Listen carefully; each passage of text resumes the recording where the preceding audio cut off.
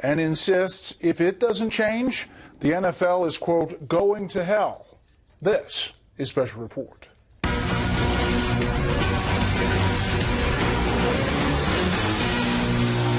Good evening. Welcome to Washington. I'm Bret Baier. President Trump says he will make taxes simple, easy, and fair for all Americans.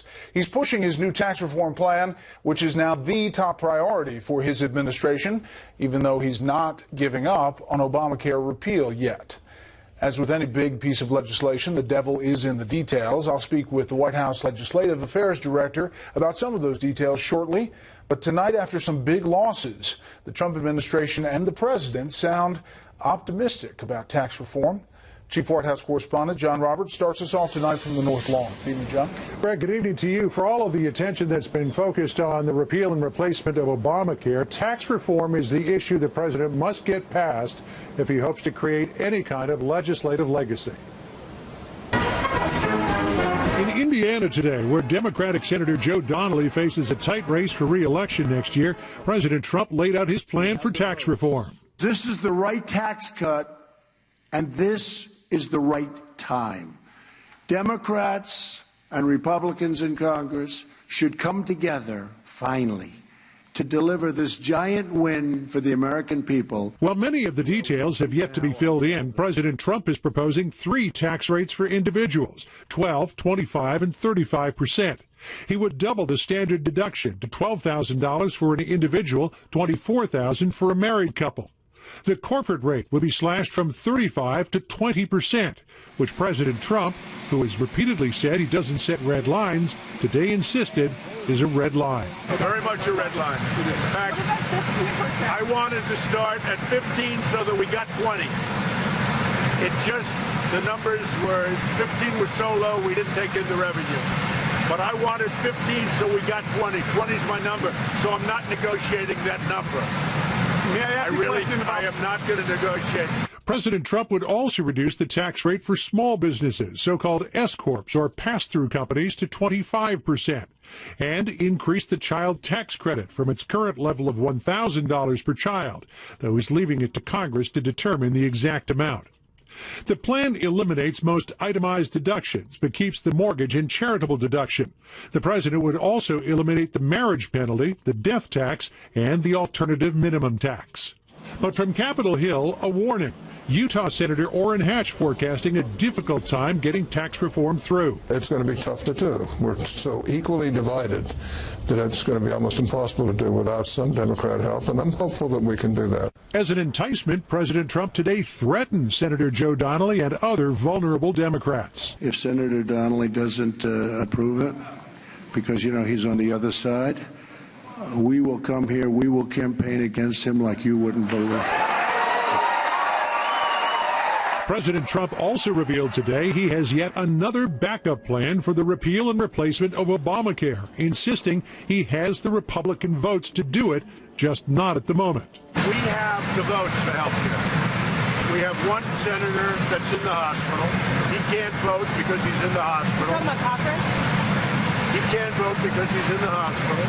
We have 2 other votes that are coming, and we will have them. The president was referring to Mississippi Senator Thad Cochran, who had been in the hospital but is now home recuperating.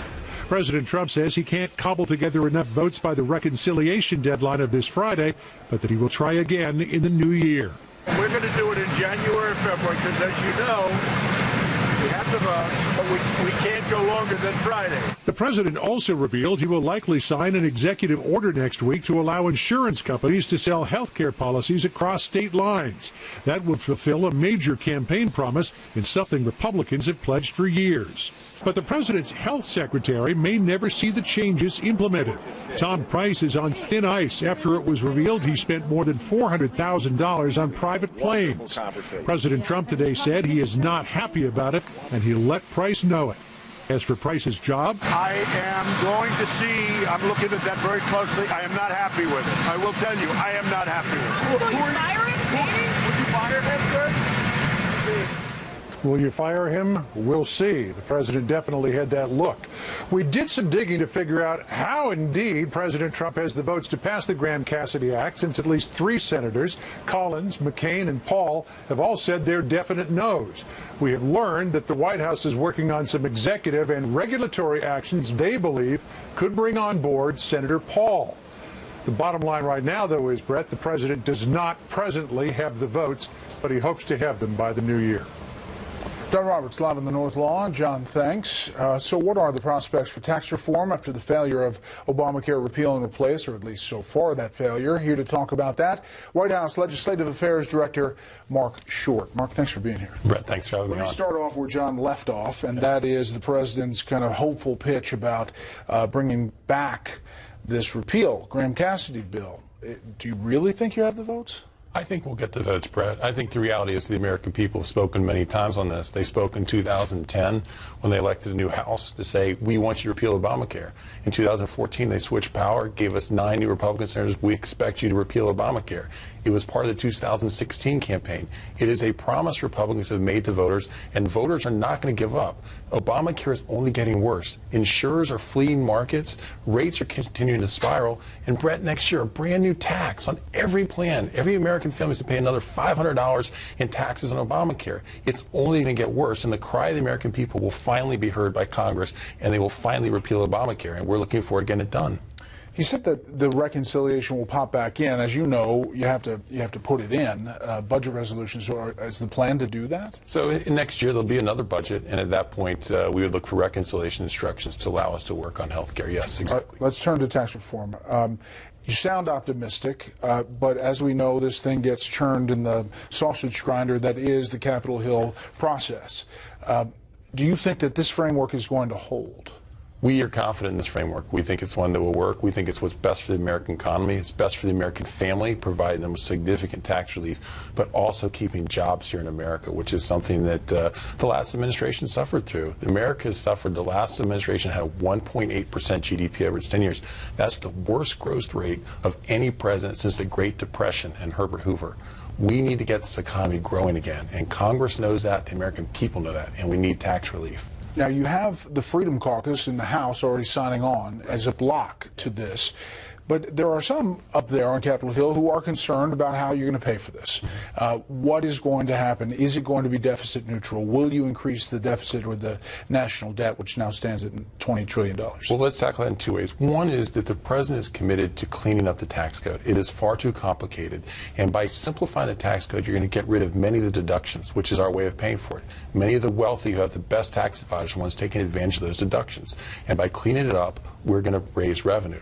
But it's also interesting to hear so many people now lecture on the deficit neutrality when over the last 8 years of the Obama presidency, we added $10 trillion to our debt.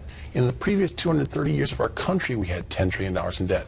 So now over the last 8 years, we've doubled our national debt, and those same Democrats are now going to lecture and say, hey, it's got to make sure it's deficit neutral. So we believe it's important to actually get the economy growing again, even if that incurs some initial deficit. We think the growth will add much more revenue over the long term. In order to do that, you have to use what's called dynamic scoring, Correct. Which is, explain that to folks. It's essentially calculating what the growth is going to do for businesses and everything around the individual. Exactly. If you go back to the Kennedy tax cuts, the Reagan tax cuts, there was very significant growth that occurred. It wouldn't have been captured in a normal scoring because there's an estimation of what growth happens because of the renewed investment, because businesses and individuals have more income to actually invest. And so dynamic scoring takes that into account. And can you do that by the rules of the reconciliation?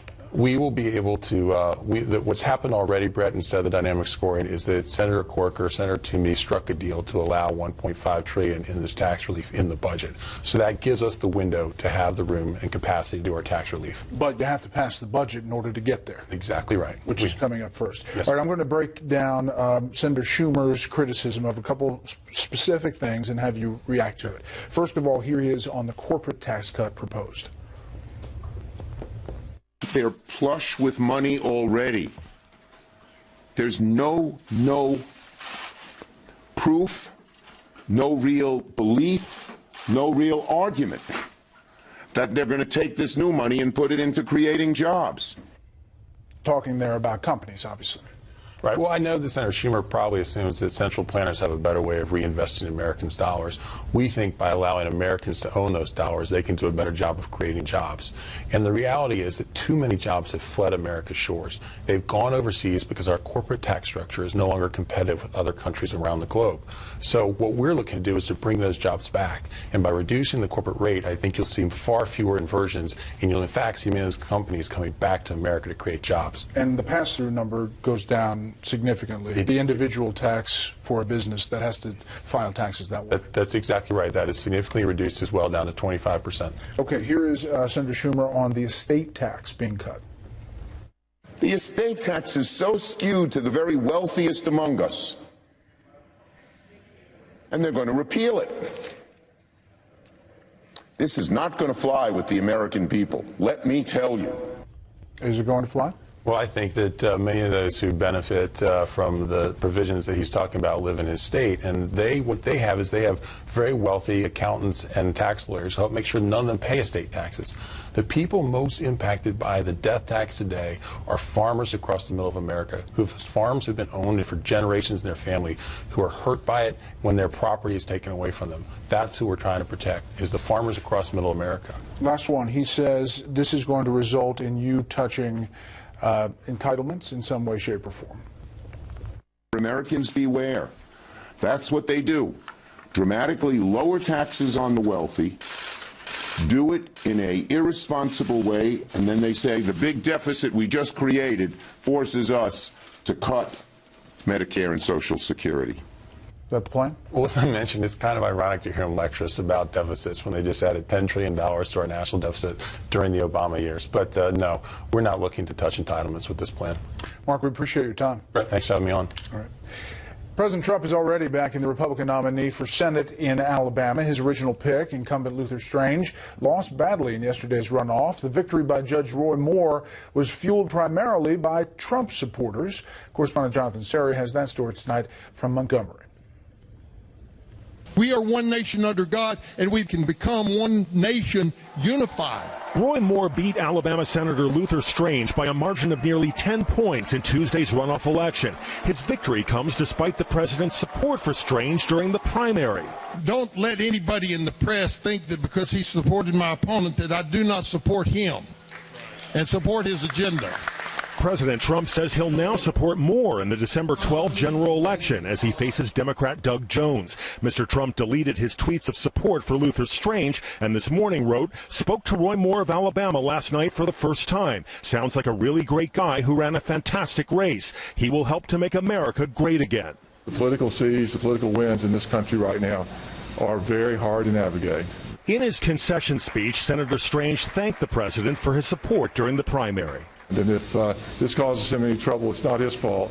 The fault always lies in the candidate or the head coach or the guy who's holding the ball, and that's my responsibility.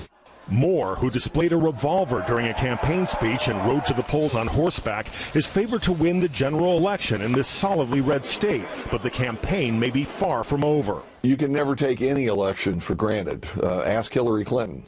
So I think inevitably the Republicans will spend a lot of money and time to make absolutely certain their base votes. Former White House Chief Strategist Steve Bannon, who supported Moore in the primary, says he plans to help similar insurgents around the country, but it's conviction, not cash, that drives the populist base. Bannon says his efforts are intended to support, not hurt, the president's agenda. I told you all last night that a vote for Judge Roy Moore is a vote for Donald J. Trump. But with such a slim majority in the Senate, populist attacks on the Republican establishment, including Mitch McConnell, may cause trouble for the majority leader as he attempts to unify Republicans on health care, tax reform, and other legislation. Brett? John, thank you. The Taliban overseas fired dozens of rockets today at the Kabul airport where U.S. Defense Secretary Jim Mattis had landed earlier in the day. National security correspondent Jennifer Griffin is live tonight at the Pentagon. Tell us what happened there. Good evening, Jennifer. Good evening, Brett. An official tells us militants fired 40 to 45 rockets and rocket-propelled grenades at the Kabul International Airport. The attack lasted 5 hours and began less than 2 hours after Defense Secretary Mattis's plane touched down. Mattis was not at the airport when the attack began. A video released on an ISIS website shows a militant firing a Russian-made 73mm recoilless gun at the airport. U.S. officials tell me shrapnel rained down around the airport. The use of rocket-propelled grenades and now the U.S. military says suicide vests means the insurgents were able to get close to the airport perimeter. No U.S. troops were injured. At least one Afghan civilian was killed, up to a dozen hurt, including some by an errant U.S. missile dropped in response. The attack was still ongoing when Mattis spoke alongside the Afghan president. An attack on an international airport anywhere in the world is a criminal act by terrorists. It's designed to go after generally innocent people to make some sort of statement, and this is a classic definition of what the Taliban are up to right now. A senior U.S. official told reporters weapons given to the Taliban by Russia and Iran have probably been used in the past to attack U.S. and coalition forces. This is Secretary Mattis's first trip to Afghanistan since President Trump recently announced a new strategy for the 16-year-old war, which includes sending more than 3,000 additional U.S. troops to join the nearly 11,000 on the ground. The Taliban and ISIS are claiming credit for today's attack and said Mattis was their target. Today marks the anniversary of when the Taliban took Kabul in 1996. Brett? Jennifer Griffin live at the Pentagon. Jennifer, thank you. Ukraine's prime minister says a huge fire at an ammunitions depot may have been sabotaged. The blaze set off a series of explosions and prompted the evacuation of thousands of people. No casualties were reported there.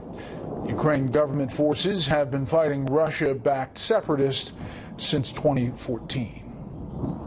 Trash talk in Texas. Houston wants help from Dallas with all the debris from Hurricane Harvey. We'll bring you that story next.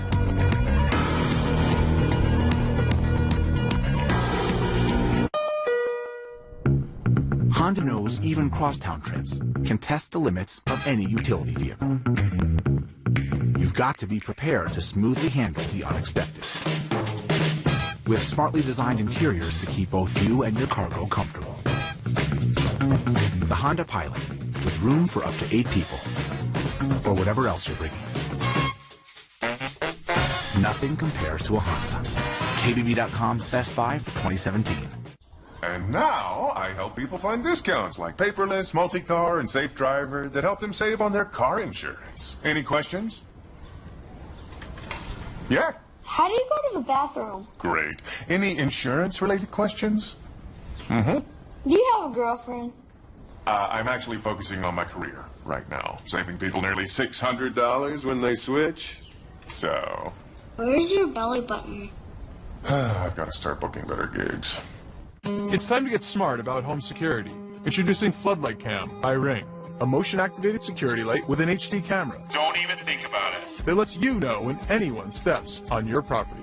Illuminate every corner of your home with a ring of security. Smart enough to detect people and objects. Hey, girls. Hi, Dad.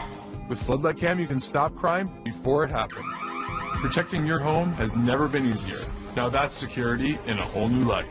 Available at ring.com. I'm Andy, and I lost 30 pounds on Nutrisystem. Listen up, guys. Want to shed a few pounds? Got a beer belly? Then you need Nutrisystem for men. I lost 43 pounds on Nutrisystem. Lose 15 pounds in your first month and 7 inches overall. Lose weight fast. Money back guarantee. Put down the pie and go to drop15now.com and get new Nutri-Crush bars to crush cravings free and turbo shakes to bust that gut free. You eat the food, you lose the weight. Visit drop15now.com and get Nutrisystem for men with bars and shakes free. 2 Hannity exclusives. Tonight, Paul Ryan talks tax reform in a powerful sit-down. Thursday, a can't-miss interview with Rush Limbaugh, only on Hannity. Today, we're finally getting our bathtub redone. We weren't happy with it. But we didn't want the headaches of demolition. Or the days without our bathroom. Then a friend told us about Bath Fitter and their unique tub-over-tub process. There's no demolition, and they install in as little as a day. They also have a seamless wall for a watertight fit.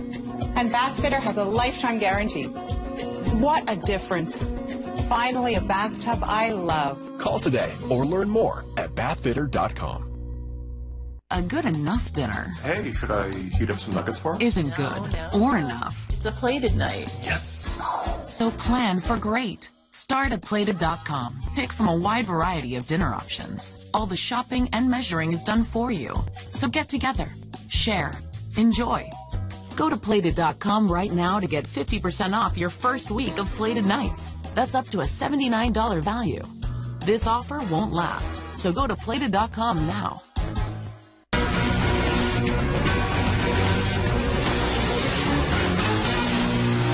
There appears to be an effort in some corners to try to portray the damage from Hurricane Maria in Puerto Rico as President Trump's Hurricane Katrina. But the administration insists it is on top of the situation and doing everything it can. Correspondent Garrett Tenney is on the ground tonight in San Juan. Across Puerto Rico, there is a can-do spirit in communities which have largely been cut off from the outside world. I've been surprised by the generosity of people, even though they're in a bad situation here. But with the isolation also comes rising frustrations. The nascent relief effort is struggling to reach most rural and coastal villages. Red Cross came the day before yesterday, said we were going to come and bring ice and water and food. Nowhere. Almost the entire island remains without electricity, and officials admit full power may not be restored for months. First responders are warning of a more immediate concern. Only about 40% of customers have potable water. Supplies are reaching the island. These Seabees and Marines coming ashore with manpower and equipment. Federal officials say they have already provided more than 4 million meals and 6 million liters of water to Puerto Rico and the U.S. Virgin Islands since the storm. Some of the 3.4 million residents feel forgotten by the mainland government and put the blame squarely on President Trump. He has the power. If he could show his power in Puerto Rico, things would be different, very different. Many people don't trust him. The Commonwealth's governor, though, is praising the Trump administration's relief efforts so far and tells Fox News there is an urgent need for truck drivers to transport the incoming aid to those who need it. It's a logistics support. It really is that basic. If you fly over, as we did over the ports, you see that we have thousands of crates of food, water, fuel is plentiful, but we need the transportation wherewithal to execute. Talking with residents and officials, there is an uneasy awareness of how difficult the rebuilding task will be. But the more immediate, mundane task across Puerto Rico, people collecting water from wells and streams, clearing roads, repairing homes and broken bones, while navigating day-long waits for food and fuel. Truly, this is the first water tank that I have seen here in this area. It is the first. That is why you are seeing such a crazy mess of people. Nearly every night for the last 35 years, the bright neon lights of this iconic restaurant, Campo Mar, have served up good food, live music, and lots of family memories. It's a stark contrast from the scene both here and across the island tonight, but the owner tells me, despite the long road ahead, he hopes to see both these lights and those across the island back on soon. Brett? Garrett Tenney live in Levittown, Puerto Rico. Garrett, thank you. Dallas and Houston are talking trash, and it has nothing to do with sports. Houston is asking for and getting some major help in dealing with all the debris from Hurricane Harvey. 125 football stadiums worth of garbage. Correspondent Casey Stiegel reports from Dallas. Many neighborhoods across southeast Texas look more like demolition sites in the wake of Hurricane Harvey. Trash trucks and heavy equipment have taken over the same streets where kids once rode their bikes and people walked their dogs. We can't get it out there. Mike Evans had 4 feet of water inside his East Houston home, and nearly all of his belongings were ruined. So he did what thousands of his fellow neighbors have been forced to do: drag every memory, photo, and keepsake that could not be salvaged to the curb. But they'll only pick up 10 feet, and that's it. And the homeowner's responsible for getting it pushed out there. How do you do that? Local officials say Harvey left behind enough storm damage to fill 125 football stadiums, a task so large there are not enough workers or pieces of equipment to haul everything away in a timely manner. Subcontractors are attempting to fill the void, but most spend all day on just one street. People are flagging us down, referrals. I just did this gentleman right here. The neighbor came out and said, hey, come move my trash. I went down there, the same spot. The neighbor came out, hey, come move my trash. So we're just getting neighbor after neighbor. Nearly everything will eventually end up in one of the city's landfills, where officials stress there's still plenty of room, while victims say they're just trying to figure out what comes next. I looked into staying at the Ritz-Carlton for 6 months, but that's not going to happen either. The city of Dallas will soon send extra garbage trucks and workers down to the disaster zone to help out. Austin and San Antonio have already deployed extra resources. Brett? Casey Stiegel in Dallas. Casey, thanks. The Dow broke a 4-day losing streak today, finishing ahead 56. The S&P 500 was up 10. The Nasdaq gained 73 today. Up next, your first glimpse at what the president's southern border wall might look like. First, here's what some of our Fox affiliates around the country are covering tonight. WDRB in Louisville, as Hall of Fame basketball coach Rick Pitino is placed on leave by the University of Louisville. Pitino's lawyer says the coach has effectively been fired. It comes one day after the FBI's announcement of a major bribery scandal that is rocking the sport. Louisville was not mentioned directly in court papers, but they contained enough information to identify the school as one of those suspected. Fox 7 in Austin, as police in Texas prepare to enforce the new anti-sanctuary city law. A federal judge is allowing the state to move forward with the measure, which requires law enforcement to honor federal immigration requests to detain people in local jails for possible deportation. Austin's interim police chief has opposed that law, but says his department is now reviewing its policies. And this is a live look at Los Angeles from our affiliate, Fox 11. One of the big stories there tonight, all evacuation orders have been lifted as firefighters gain control of a large and powerful wildfire that burned one home and threatened nearly 2,000 others in the southern California canyons. Residents are returning to neighborhoods in Corona, southeast of Los Angeles. Crews with support from a fleet of aircraft continue to douse hot spots in that fire. It's charred 3 square miles of brush. 20% contained tonight. That's tonight's live look outside the Beltway from Special Report. We'll be right back.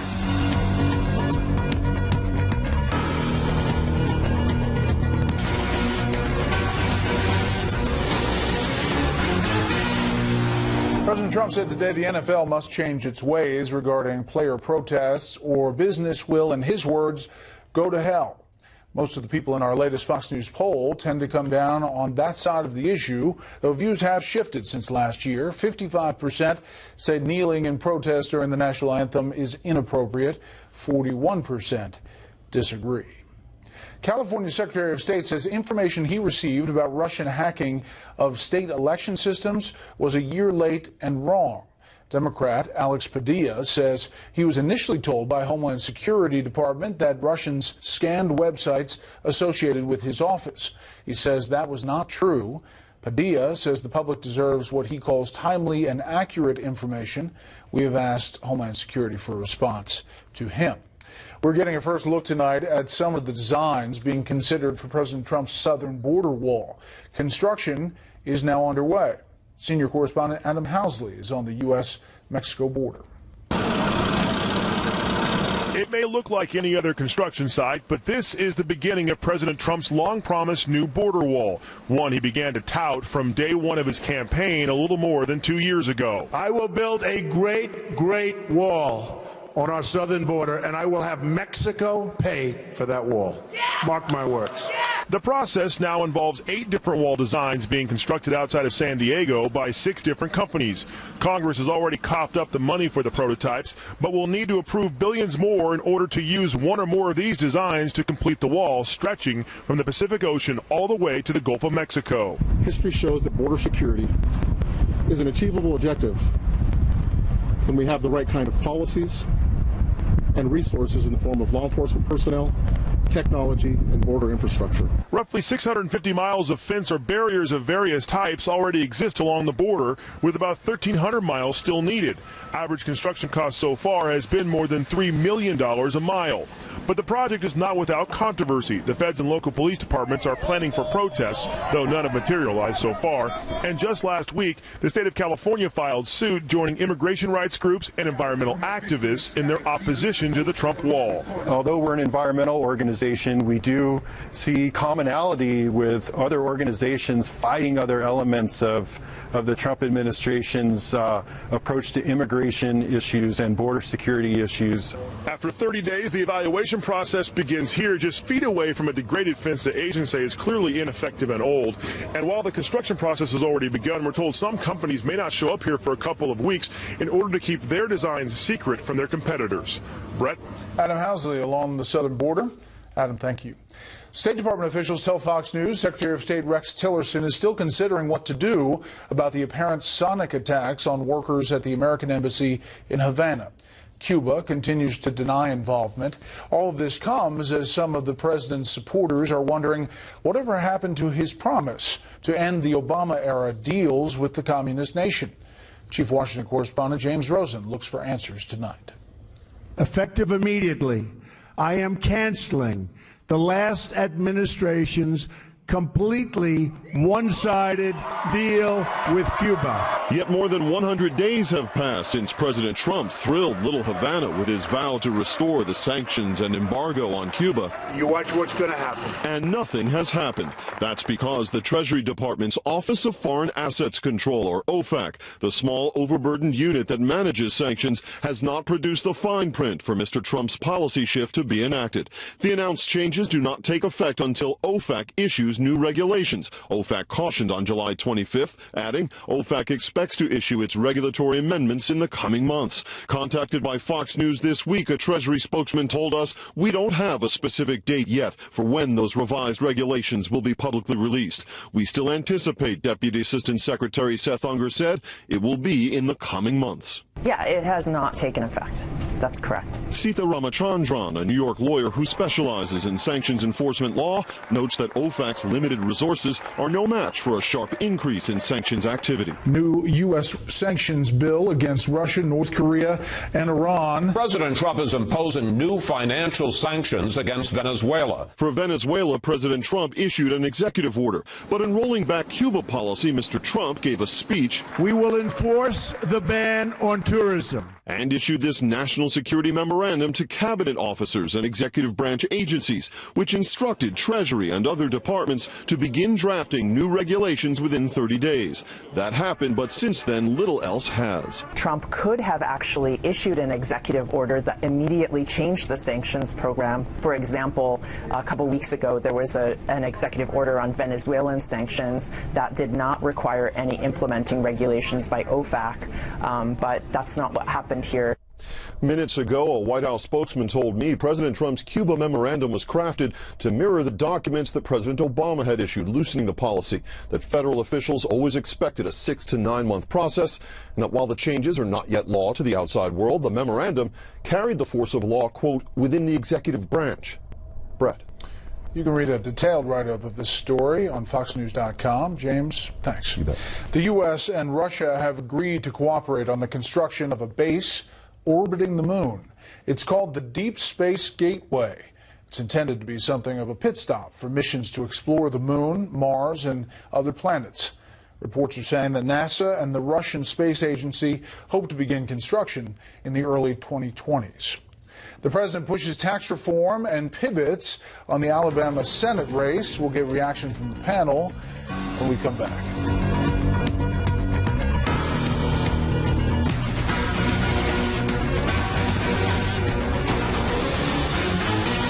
Tax reform will protect low-income and middle-income households, not the wealthy and well-connected. They can call me all they want. It's not going to help.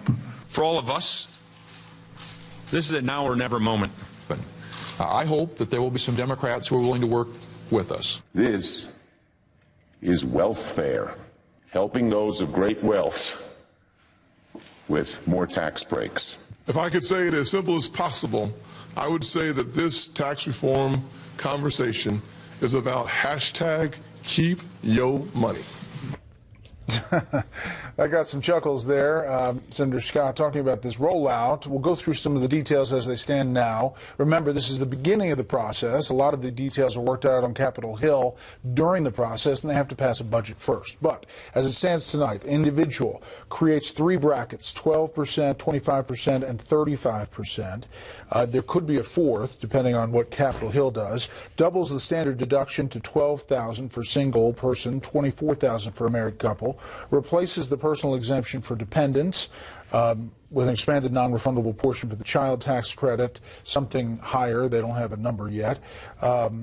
Eliminates most itemized deductions, keeps those for mortgage, interest, and charitable contributions. Repeals the alternative minimum tax, eliminates the estate tax and generation skipping taxes, eliminates state and local tax deduction. On the corporate side, you go from 35% to 20%, eliminates the corporate alternative minimum tax, maximum small business rate of 25%, that's taxed at the individual level for some of those businesses, partial limitation on interest deduction for C corporations, allows full expensing for short-lived capital investments such as equipment and machinery for at least 5 years.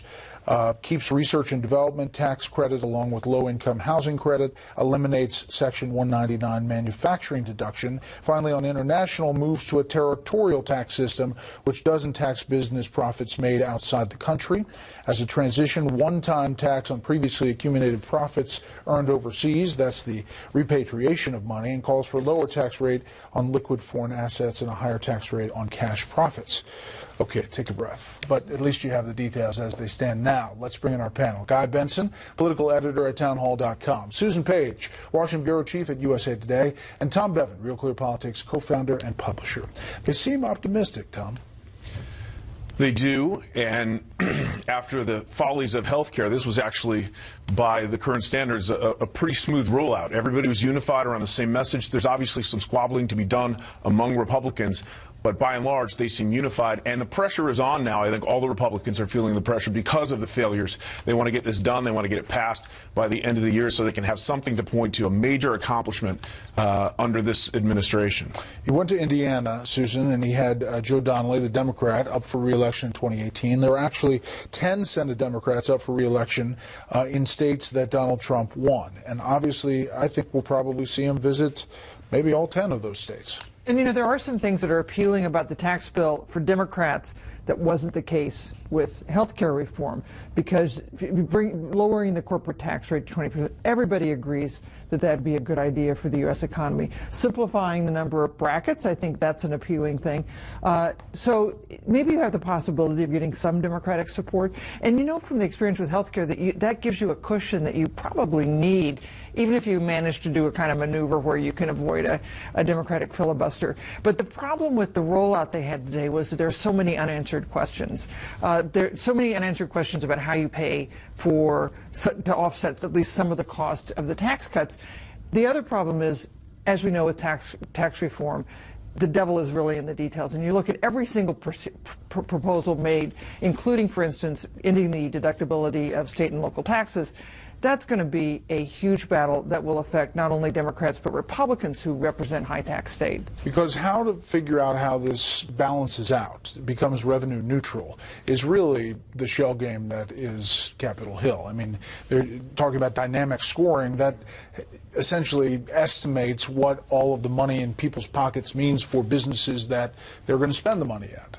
Right, so there's a number of moving parts here, but overall I agree that the rollout today was strong. I thought the speech from the president was good, and what struck me as I watched it was detailed and specific and defending proactively a policy. We never saw that from him on health care. We saw it on day one on tax reform. I think that that's telling. In terms of some of these details, I mean, there are big questions. How large will the child tax credits be, for example? How would they try to limit abuses of these pass-through corporations having a lower rate than individuals, and people might try to game that system? We have to wait and see what Congress comes up with. But I was sitting at this desk this morning with Maria Bartiromo, who is in town on Fox Business Network. Sitting next to me was Ted Cruz, and he said something that's a bit sobering from a Republican perspective. He said, we're all excited, we're all very hopeful, but this is not a done deal, and these negotiations could take many months. Tom? Well, and Mark Short, just when you asked him about the plan, he did not say that it was going to be deficit neutral. I mean, he really deflected on that, and so I think that may be where this is headed. The Republicans are like, look, we need growth. That's the object here, and we'll deal with deficits later. Right. They all become Art Laffer up there on supply side. Right. And long gone are the debt clocks behind anybody talking on the campaign trail. Yeah. You know, one of the things I think will be a test here is President Trump continues to say this is going to help middle-class people, not rich people. And I think that there will be a big debate when we know all the details about who actually gets the lion's share of the help with this tax bill, and whether, if he does fashion a tax bill that gives most of its benefits to the middle class, which means that maybe you add that fourth bracket to hit a higher bracket to hit people at the top of the income scale. Will Republicans agree to that? Would Republicans agree to a plan that in effect raised taxes on the wealthy? Yeah. I think you'd have to look at that. I mean, if they get rid of the estate tax and the corporate tax goes down to 20%, there probably are a lot of Republicans who would sign on to that. I want to play this soundbite about Tom Price. And he, not to rhyme here, is on thin ice. Tom Price spent a lot of money on that charter plane. Is that cool? I was looking into it, and I will look into it, and I will tell you personally, I'm not happy about it. I am not happy about it. What are you going to do about it, Mr. President? I'm going to look at it. I am not happy about it, and I'll let him know it. Hopefully, he's going to get the votes tomorrow to start our path toward killing this horrible thing known as Obamacare. He better get him. Oh, he better. Otherwise, I'll say, Tom, you're fired. I'll get somebody. That's then and now. He's not happy about the planes and said, we'll see. The last time he said we'll see was when Steve Bannon was still in the White House. He likes we'll see. That's a go-to for him. Yeah. But I do think that Price might be on some shaky ground here, because you look at the multiple failures on the health care front. The Republicans didn't have a unified plan that they could all rally behind right out of the gate, which is what many Republican voters hoped and sort of assumed that they would have.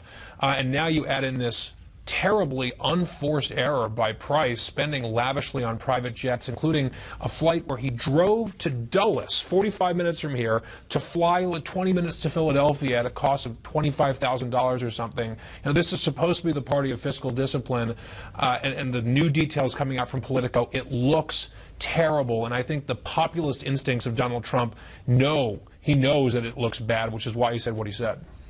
Think he hangs in there? Look, the last thing that Trump wants right now, I think, though, is to go through the firing of a cabinet person and going through the process again. It'll deflate